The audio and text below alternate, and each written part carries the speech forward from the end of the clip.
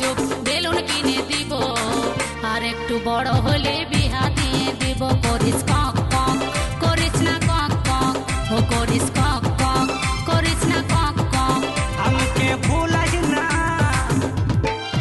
আমাকে ভুলাস না, শুন শুন আর কত বড় হব, বিয়া করে গাড়ি নিব, হরেন বাজাবো, হরেন পক পক, ও হরেন পক পক, ও হরেন পক পক, ও হরেন পক পক।